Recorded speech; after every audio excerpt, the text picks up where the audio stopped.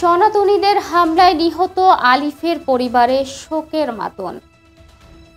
অন্যান্য দিনের মতোই গিয়েছিলেন চট্টগ্রাম আদালতে, কিন্তু এভাবে তার নিথর দেহ ফিরবে ভাবেননি স্বজনরা। অনেক স্বপ্ন নিয়ে আইন পেশায় এসেছিলেন সাইফুল ইসলাম আলিফ। মাত্র ৩২ বছর বয়সেই সব শেষ।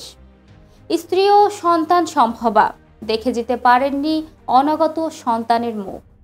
তার এমন নির্মম মৃত্যু যেন মেনে নিতে পারছেন না পরিবার ও স্বজনরা।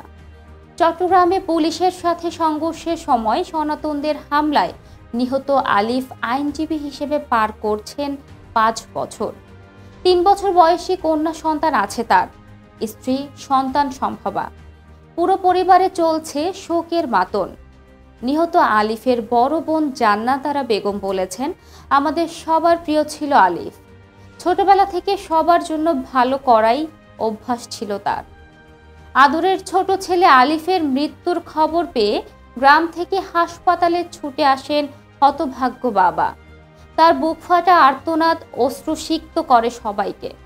উল্লেখ্য, নিহত আলিফ আন্তর্জাতিক ইসলামী বিশ্ববিদ্যালয় চট্টগ্রাম থেকে ২০১৭ সালে এলএলবি ও পরের বছর এলএলএম পাশ করেন। দর্শক, এই ছিল এখনকার মতো। পরবর্তী সংবাদ দেখার আহ্বান জানিয়ে এখানেই শেষ করছি। ধন্যবাদ সবাইকে এতক্ষণ সাথে থাকার জন্য।